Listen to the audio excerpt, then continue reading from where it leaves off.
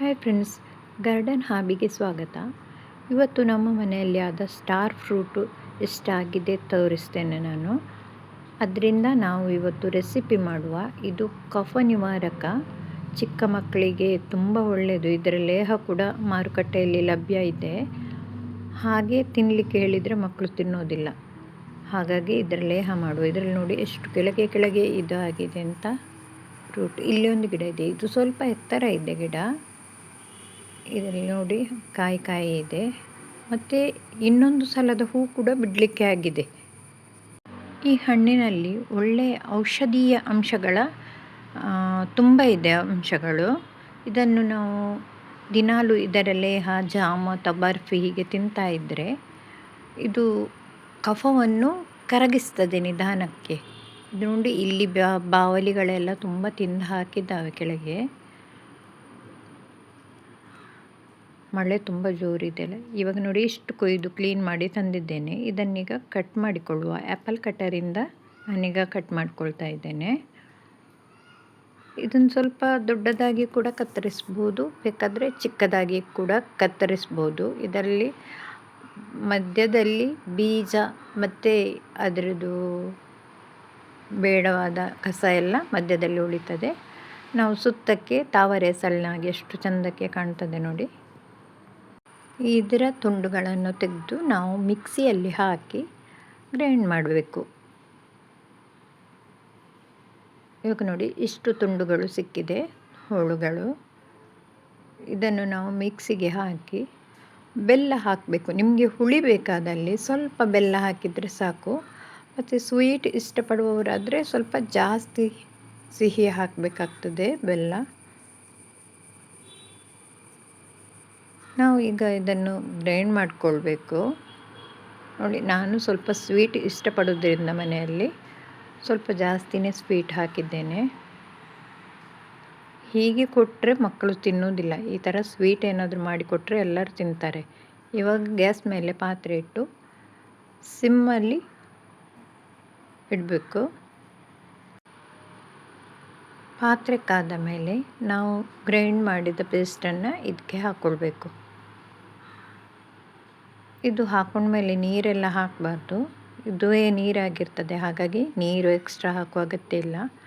ಇದನ್ನಿನ್ನು ತಳ ಹತ್ತದಂತೆ ತಿರುಗಿಸ್ತಾ ಇರಬೇಕು. ಇದಕ್ಕೆ ಸ್ವಲ್ಪ ಟೈಮ್ ಹಿಡಿಯುತ್ತದೆ. ಹೀಗೆ ನೋಡಿ ಮೆಲ್ಲಗೆ ತಿರುಗಿಸ್ತಾ ಇದ್ದರೆ ಆಯಿತು. ಬೆಲ್ಲ ನಾವು ಫಸ್ಟಿಗೆ ಹಾಕಿದ್ರಿಂದ ತಳ ಹತ್ತುವ ಚಾನ್ಸ್ ಇರ್ತದೆ, ಹಾಗಾಗಿ ತಿರುಗಿಸ್ತಾ ಇರಬೇಕು.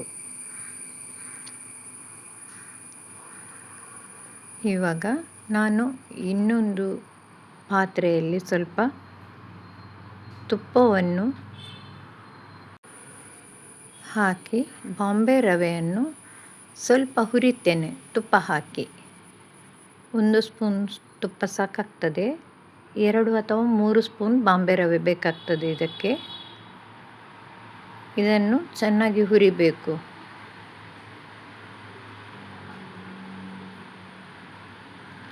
ಸ್ವಲ್ಪ ಕೆಂಪು ಅಥವಾ ಹಸಿ ವಾಸನೆ ಹೋಗುವ ತನಕ ಹುರಿಬೇಕಾಗ್ತದೆ. ಸ್ವಲ್ಪ ಬಿಳಿ ಬರ್ತದಲ್ಲ, ಆವಾಗ ತೆಗೆದು ಈ ಮಿಶ್ರಣಕ್ಕೆ ಹಾಕಿ ಮಿಕ್ಸ್ ಮಾಡಿದರೆ ಆಯಿತು.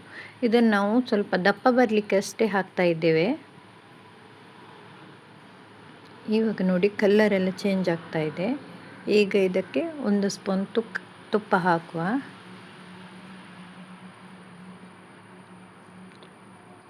ಆಮೇಲೆ ತಿರುಗಿಸಬೇಕು. ಬೇಕಾದರೆ ಇನ್ನೊಂದು ಸ್ಪೂನ್ ಕೂಡ ಹಾಕ್ಬೋದು ತುಪ್ಪ. ನೀವು ಬೇಕಾದಷ್ಟು ಹಾಕ್ಕೊಳ್ಳಿ, ಎಷ್ಟು ಬೇಕಷ್ಟು. ನೀರಿನ ಪಸೆ ಎಲ್ಲ ಕಡಿಮೆ ಆಗ್ತದೆ. ಮತ್ತು ತುಂಬ ತುಪ್ಪ ಹಾಕಿದರೆ ಅದು ಹಲ್ವ ಥರ ಆಗ್ತದೆ, ಬರ್ಫಿ ಆಗೋದಿಲ್ಲ.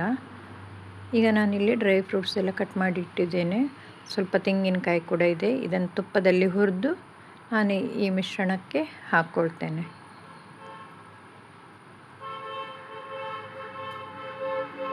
ನೋಡಿ, ನಾನೀಗ ಎಲ್ಲ ಸೇರಿಸಿದ್ದೇನೆ.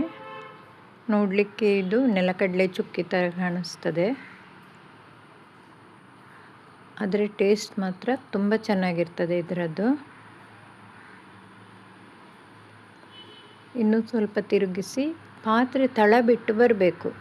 ಆವಾಗ ನಾವು ತೆಗೆದು ಬೇರೆ ಪ್ಲೇಟಿಗೆ ಅಥವಾ ತುಪ್ಪ ಸವರಿದ ಯಾವುದಾದ್ರೂ ಬಟ್ಟಲಿಗೆ ಹಾಕಿದ್ರೆ ಆಯಿತು. ನಾನು ನೋಡಿ ಇಲ್ಲಿ ತುಪ್ಪ ಸವರಿ ಇಟ್ಕೊಂಡಿದ್ದೇನೆ ಪ್ಲೇಟ್, ಇದಕ್ಕೆ ಹಾಕ್ಕೊಳ್ತಾ ಇದ್ದೇನೆ. ಆಮೇಲೆ ನಿಮಗೆ ಬೇಕಾದ ಆಕಾರಕ್ಕೆ ಅದನ್ನು ಕತ್ತರಿಸ್ಕೊಂಡ್ರೆ ಆಯಿತು. ತುಂಬ ಟೇಸ್ಟ್ ಆಗಿರ್ತದೆ ಇದು. ಈ ಸ್ಟಾರ್ ಫ್ರೂಟಿಂದ ಮಾಡಿದ್ದು ಅಂತ ಗೊತ್ತೇ ಆಗೋದಿಲ್ಲ ಆ ಥರ. ನೋಡಿ ಫೈನಲಿ ನಮ್ಮದು ಬರ್ಫಿ ರೆಡಿಯಾಗಿದೆ. ತಿಂದು ಟೇಸ್ಟ್ ಮಾಡಿ ನೋಡಿ ಮತ್ತು ಹೇಗೆ ಬಂತು ಅಂತ ಕಮೆಂಟ್ ಮಾಡಿ ತಿಳಿಸಿ. ಮತ್ತು ನನ್ನ ಗಾರ್ಡನಲ್ಲಿ ಇವತ್ತು ಎಷ್ಟು ಹೂವಾಗಿದೆ ಅದನ್ನು ಕೂಡ ನಾನು ನಿಮ್ಮ ಜೊತೆ ಶೇರ್ ಮಾಡ್ಕೊಳ್ತಾ ಇದ್ದೇನೆ. ವಿಡಿಯೋ ನೋಡಿದ್ದಕ್ಕಾಗಿ ಧನ್ಯವಾದಗಳು. Thank you.